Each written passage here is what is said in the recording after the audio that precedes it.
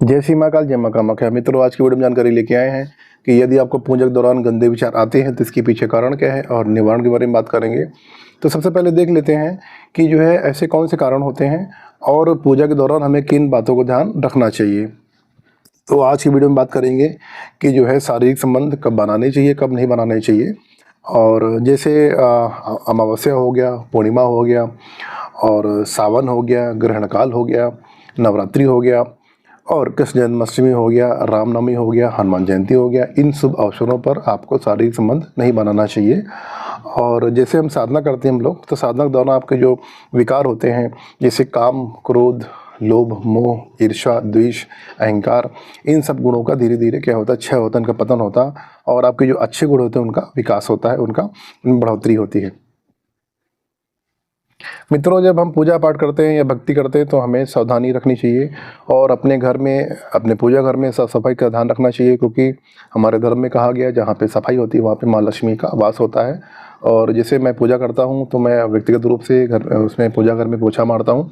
तो आप भी स्वयं से जब पूजा करें तो पहले पूजा घर में पोछा मार दीजिए, उसके बाद आप पूजा करिए। और अब बात करते हैं कि जो है जैसे शारीरिक संबंध बनाते हैं तो उसके बाद आपको मंदिर नहीं जाना है, घर के मंदिर में नहीं जाना है, ठीक है। और मांसाहार करके और शराब पीकर भी आपको किसी भी जो है धार्मिक काम में आपको शामिल नहीं होना है, ठीक है। और जब आप पूजा करते हैं, साधना करते हैं, तो आपको क्या करना है, आपको पूजा के कपड़े अलग रखना होगा। यानी कि पूजा घर में आप कपड़े रख दीजिए, उन्हीं कपड़ों में पूजा करिए, उन्हीं कपड़ों में साधना करिए। इससे क्या होगा कि जो ऊर्जा हम जनरेट करते हैं साधना के दौरान, पूजा के दौरान, तो उसमें समाती है, हमारे कपड़ों में समाती है, हमारी जो आसपास जो माला होती है उसमें समाती है, हमारे आसन में समाती है, और जो वस्तुएं रखी रहती है पूजा घर में, यहाँ तक कि जल भी अभिमंत्रित हो जाता है साधना से, ठीक है। अब बात करते हैं कि आपने देखा होगा कि माला दो प्रकार की होती है, एक पहनने वाली होती है और एक जाप करने वाला होती है, ठीक है। तो जो माला होती है, जो माला होती है, तो उसको सबसे पहले संस्कार करना चाहिए, और संस्कार के बाद में उसको आप पहन भी सकते हैं, उसको आप जाप भी कर सकते हैं। लेकिन जो माला हम पहनते हैं उस माला से हमें जाप नहीं करना रहता है। बहुत सारे लोग इस बात में कंफ्यूज हो जाते हैं और गलती कर देते हैं कि जो है माला पहने में, जैसे मैं माला पहने हूँ तो इस माला से जाप नहीं कर सकता हूँ मैं। जाप की माला अलग होती है, ठीक है। तो बहुत सारे लोग क्या करते हैं कि उसको उतार दिया और जाप करना शुरू कर दिया, तो ये आपको नहीं करना है। तो जाप की माला अलग होती है। हाँ, जैसे कि मान लिया कि जब आप जाप करेंगे, 51 माला करें या 101 माला करें, उसके बाद उस मंत्र की ऊर्जा धारण करने के लिए आपको क्या करना है, आपको उस माला को गले में धारण करना रहता है 10 मिनट के लिए, ठीक है। इससे क्या होता है, जो ऊर्जा जनरेट है हमारे शरीर में प्रवेश कर सके, तो ये विधान रहता है। उसके बाद फिर जो है, तो उस माला को धुल कर उसके बाद माला शुद्ध हो जाए, क्योंकि क्या होता है कि जब जाप माला शरीर में डालते हैं तो अशुद्ध हो जाती है, ठीक है। अशुद्ध हो जाती है, उसको फिर गंगा जल से थोड़ा सा स्नान करा के उसके बाद फिर दोबारा हम जाप कर सकते हैं। इस प्रकार से हमें शुद्धता का ध्यान रखना है। और अपनी माला, जैसे बहुत सारे लोग क्या करते हैं, जैसे जिस माला से आप जाप करते हैं दूसरे दे दिया, अपनी पत्नी को दे दिया या अपने किसी भाई को दे दिया, बहन को दे दिया, तो आपको अपनी जाप माला किसी को नहीं शेयर करनी है। यानी कि उस माला से कोई दूसरा व्यक्ति जाप नहीं करेगा। और आसन भी शेयर नहीं करना है आपको। जिस आसन पे आप बैठ के पूजा करेंगे उसको किसी को नहीं देना, क्योंकि ऊर्जा का क्षय होता है और आपके एक्सपीरियंस कम होंगे। अगली बात करते हैं, बहुत सारे लोगों का ये मिथ रहता है, जैसे मैंने सुना था कि एक लोगों ने बोला कि शिवलिंग के स्पर्श नहीं करना चाहिए, माता पार्वती नाराज हो जाती हैं, क्योंकि बाबा भोलेनाथ उनके पति हैं। तो आप जो है, ये तो मिथ है, एक तरह से समाज में अवधारणा है। और मैं बोलता हूँ कि बाबा भोलेनाथ जो है इस ब्रह्मांड के पिता है, इस परमेश्वर हैं, और एक पिता को छूने में क्या परेशानी है। और माँ को, जो माँ की महिमा क्या कहना। एक बार बाबा को प्रसन्न करना कभी कभी मुश्किल हो जाता है, लेकिन माँ करुणामयी है, उसकी कृपा बहुत जल्दी प्राप्त होती है, क्योंकि एक माँ बच्चे को रोता नहीं देख सकती है। तो माँ को प्रसन्न करना बहुत आसान होता है, जबकि बाबा कभी कभी मुश्किल पड़ता है पसंद करने के लिए। लेकिन इस बात को समझिए, माँ शब्द में ही ममता का जो है विषय रहता है, ठीक है। अब बात करते हैं कि पूजा के दौरान आपके मन में गंदे विचार क्यों आते हैं। देखिए, पूजा के दौरान आपके मन में गंदे विचार इसलिए आते हैं क्योंकि आपके ऊपर नकारात्मक शक्ति होगी, तभी आपके मन में गंदे विचार आए। मैंने बहुत सारे केसेस किए हैं, बहुत सारे लोगों के फीडबैक लिए हैं, और जो लोग साधना करते हैं और जो भी लोग पूजा पाठ करते हैं दैनिक, तो उनसे मेरा जो है बातचीत होता है। तो उन्होंने बताया कि गुरुजी ऐसी सी बात है, जब मैं पूजा करने के लिए जाता हूँ तो मुझे खुद की योनि का ध्यान आता है, और कभी कभी मन में सेक्स को लेके वो जब मैं जाप माला करती हूँ या मैं करता हूँ तो मेरे मन में सेक्स को लेके ऐसा आता है, ऐसे नहीं आता है। जब जब भी मैं पूजा के लिए जाती हूँ तब मेरे मन में विचार आता है। तो ये किस कारण से होता है? ये इसलिए होता है क्योंकि नकारात्मक शक्ति आपको जाप नहीं करने दे रही है। वो नकारात्मक शक्ति आपके ऊपर भी हो सकती है, आपके ऊपर शरीर में भी रह सकती है, घर में हो सकती है।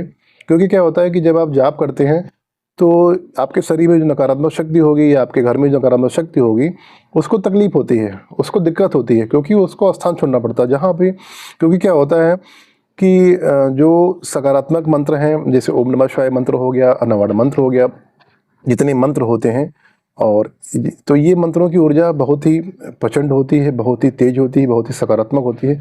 इस ऊर्जा को, इस प्रकाश को, इसकी ध्वनि को नकारात्मक शक्तियाँ बर्दाश्त नहीं कर पाती हैं, इसीलिए आपकी जाप को खंडित करने का प्रयास करती हैं। मैंने बहुत सारे लोगों को देखा है और बहुत सारे साधकों का अनुभव भी आते हैं। उन्होंने बताया कि गुरुजी जब मैं जाप करने जाता हूँ तो कहीं ना कहीं दिक्कतें शुरू हो जाती हैं, कभी पीठ में दर्द होता है, कभी कमर में दर्द हो जाता है।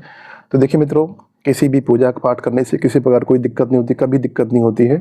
क्या क्या होता है कि जो नकारात्मक शक्तियाँ होती हैं आपको पूजा पाठ करने से रोकती हैं, आपका मन को विचलित कर देती हैं। आपको बहुत सारे लोगों का जो है मैंने देखा कि जहाँ उन्होंने पाठ शुरू कर दिया उनका पेट खराब हो गया, उनको चक्कर आना, उल्टी आना, ठीक है, या घर में लड़ाई झगड़े शुरू हो गए। तो ये टोटल जितना भी व्यवधान है, ठीक है, ये सब नकारात्मक शक्तियाँ जनरेट करती हैं ताकि आप पूजा पाठ ना कर सकें।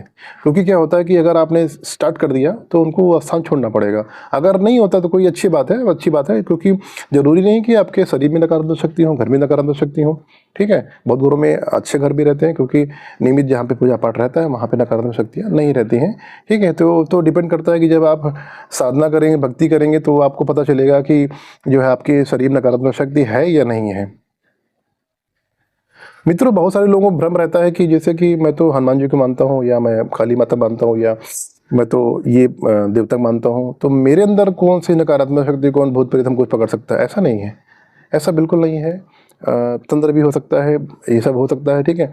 तो अब क्या है कि आपको जब आपको अनुभव करना हो, जैसे मान लिया कि जिसको लगता है कि हाँ मेरे शरीर में, मैं हनुमान जी की उपासना करता हूँ, मेरे शरीर में कोई नकारात्मक शक्ति नहीं है, आप परीक्षण कर लीजिए। आप हनुमान चालीसा का 101 पाठ आप करना स्टार्ट कर दीजिए। आप 10 दिन करिए, नकारात्मक शक्ति होगी है या नहीं आप खुद ही जान जाओगे। होगी तो आपको महसूस करा देंगे, ठीक है, और हनुमान जी की कृपा भी हो जाएगी। और वैसे भी जो है हनुमान चालीसा में भी लिखा हुआ है कि शतबार पाठ कर कोई छोटे बंद महासुख हुए। शतबार यानी कि 100 बार हनुमान चालीसा जो पाठ कर लेता है वो इस संसार के बंधन से मुक्त हो जाता है। छूटा ही बंद ही महासुख हुई, तो जो बंधन होता है उसे छूट जाता है और उसको महासुख की प्राप्ति हो जाती है। 100 पाठ कर लीजिए, आप समझ आ जाएगा कि हाँ आपके शरीर में नकारात्मक शक्ति है नहीं, कोई बड़ी बात नहीं है। देखिए, डरने की भी ज़रूरत नहीं, मैं डरा नहीं रहा, आपको डरने की कोई ज़रूरत नहीं है। लेकिन ये मत कहिए कि मैं तो पूजा करता हूँ, मेरे अंदर मुझे कौन छू सकता है, ऐसा नहीं है। सबका जो है नकारात्मक शक्ति छू सकती है, कोई दिक्कत नहीं, शरीर में रह सकती है। क्योंकि क्या होता है कि जब आप साधना करते हैं, जब पूजा की मात्रा जब बढ़ाते हैं, तब आप वेरीफाई करते हैं आपके शरीर में या आपके घर में नकारात्मक शक्तियाँ है या नहीं है, ठीक है। और सबसे बड़ी बात है कि जो है आप जब भी आप साधना करेंगे, साधारण पूजन करेंगे, तो आपको शुद्धता का ध्यान रखना है। यानी कि नहा धोकर आपको पूजन करना है। और जो है जितनी बार आप जैसे सुबह पूजा करते हैं तो नहा पूजा करिए, शाम पूजा करें, जाप करें तो नहा के जाप कर। क्योंकि क्या होता है कि जैसे कि मान लीजिए जो ब्रह्मांडी ऊर्जा होती है उसे कनेक्शन जोड़ने के लिए आपको नहाना अनिवार्य होता है। जब तक आपका बॉडी प्योरीफाई नहीं होगा तब तक आपका कनेक्शन नहीं जुड़ पाएगा, आपको एक्सपीरियंस नहीं हो पाएंगे जो अलौकिक अनुभव होते हैं लोगों को। मैं आगे बात करूँगा इसके बारे में, ठीक है। और अब बात करते हैं कि जैसे कि आपके लगता है आपके घर में नकारात्मक शक्ति है या आपको कुछ संकट नज़र आ रहा है, ठीक है, आपको महसूस होता है, तो आपको क्या करना है? आपको कुछ नहीं करना है। आपको शिव सहस्त्रनाम के 41 दिन तक आपको एक पाठ करना है और बाबा भोलेनाथ का दीपक जलाना है। तो इससे क्या होगा, जो भी चीज़ होगी तुरंत बाहर निकल जाएगी, ठीक है।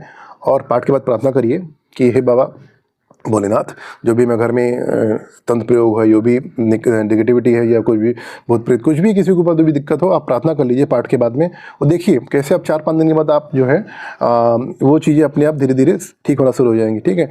ये मैं प्रैक्टिकल आपको बता रहा हूँ, ये मैं खुद भी किया हूँ और जितने भी मेरे साधक हैं उन्होंने भी पाठ करके जो है देखा है। उन्होंने बताया कि गुरुजी बहुत पावरफुल पाठ है, ऐसे भी पावरफुल पाठ है। और मैं तो साधना कराता हूँ शिव सहस्त्रनाम की, ठीक है, साधना भी कराता हूँ। वो तो मेरे द्वारा, देखिए शिव सहस्त्रनाम पाठ मेरे द्वारा जागृत है। मैं जैसे कि आपको तेज रिजल्ट चाहिए, ठीक है, मैं पैसे की बात नहीं करता हूँ। आपको लगता है कि हमें बहुत ज़रूरत है और बहुत जल्दी हमको रिजल्ट चाहिए, आपको मेरा नाम लेना होगा कि नीलकंठ महाराज की अनुमति से मैं ये पाठ करने जा रहा हूँ। फिर देखिए 2-3 पाठ करेंगे, आपको पता चल जाएगा कि इस पाठ की ऊर्जा क्या है, इस पाठ को मैंने कैसे जागृत किया, आपको स्वयं महसूस हो जाएगा। ठीक है, तो ये भी कर सकते हैं, दोनों तरीके कर सकते हैं। मेरा नाम भी लेके आप नीलकंठ महाराज लखनऊ के अनुमति से मैं पाठ करने जा रहा हूँ, शिव साधना का जो मेरे घर में जो भी संकट दूर हो जाए, ये भी पॉसिबल है, ये बहुत तेज काम करेगा। ठीक है, और अपने मन से भी करेंगे तो 5-6 महीने में आप एक एक पाठ करते रहेंगे तो जो भी चीज़ें होंगी अपने आप घर साफ हो जाए, क्लीन हो जाएगा। ठीक है, और पाठ के बाद आपको प्रार्थना करनी होगी कि मैं शिव साधना का पाठ करने जा रहा हूँ। जो भी घर में दिक्कतें हैं, जो भी नकारात्मक शक्ति है, जो भी आपको समझ में आ रहा है कि हाँ बीमार रह रहे हैं, तो ऐसा नहीं कि जो शिव साधना का पाठ केवल नकारात्मक शक्ति में काम करता है, ये पूरा कंप्लीट है। ये आपका जो भी आर्थिक संकट हो गया और कोई आपके मन में तरह तरह के विचार आते हैं, है ना, या फिर आपको धन संबंधी समस्या है या स्वास्थ्य संबंधी समस्या है, कैसी भी प्रॉब्लम हो, क्योंकि बाबा भोलेनाथ की 1008 नाम है और कब आपको सिद्धि मिल जाएगी आपको स्वयं नहीं पता चलेगा, कब आपका पाठ जागृत हो जाएगा आपको स्वयं नहीं पता चलेगा। बहुत ही पावरफुल पाठ है, इसके प्रैक्टिकल रिजल्ट मैंने देखे हैं और विश्वास करिए, क्योंकि विश्वास से बड़ी कोई चीज़ नहीं होती है। जब तक आप ईश्वर पर विश्वास नहीं करेंगे, कितनी भी पूजा कर लीजिए, जब तक आप अपने ईश्वर पर विश्वास नहीं करेंगे, कितनी पूजा कर लीजिए, आपको कभी भी परिणाम नहीं मिलेगा, आप कभी भी महसूस नहीं कर पाएंगे। विश्वास करिए अपने प्रभु पे, अपने इष्ट पे, आपको सब कुछ मिलेगा जो आप चाहते हैं। जय श्री महाकाल, जय माँ कामाख्या।